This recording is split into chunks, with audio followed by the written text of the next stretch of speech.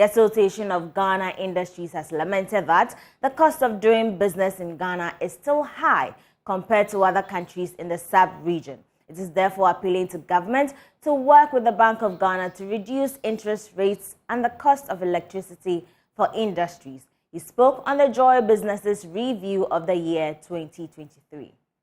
When we are talking about electricity tariffs, we are talking about cost of production. When we are talking about cost of finance, and I just mentioned policy rate being high, I talked about interest costs being high. When I'm talking about what does it mean? I talked about the value chains being effectively developed such that the raw material supplied to the industries will be cheaper.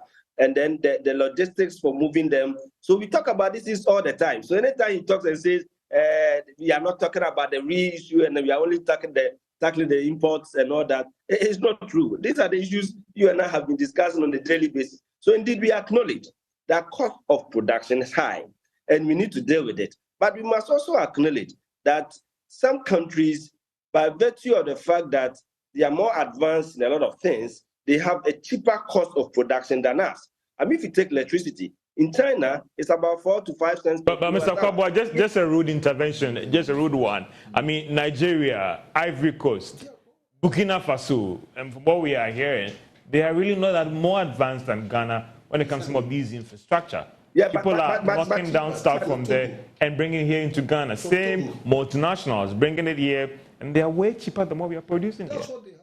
Yeah, but you should also know that we are also exporting quite a lot. How are we also able to export to those countries? Every country deals in products that they have comparative advantage in.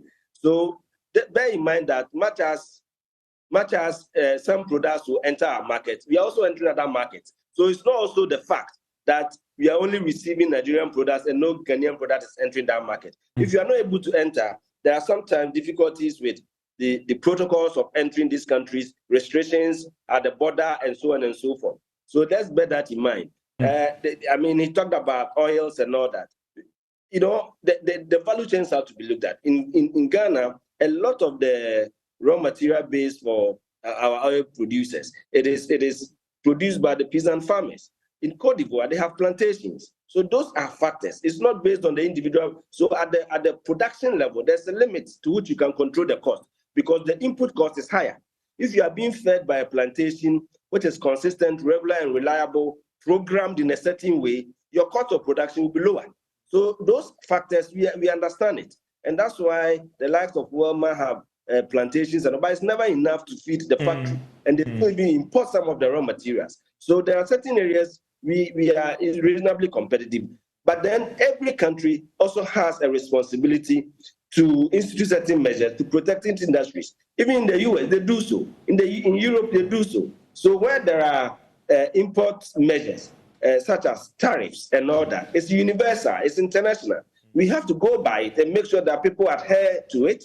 Compliance level is good, so that even if you are important at the right circumstances. And AGI members have never said they are afraid of competition. It's the unfairness that we always talked about. If you look at textiles, for example, we always complain about textiles. The fact that you produce your design, you spend a lot of time and effort and money producing your design. In a few weeks, somebody goes to China and brings the same product. Is it about competition? Is it about import? It's about unfairness. Those are the things we're talking about.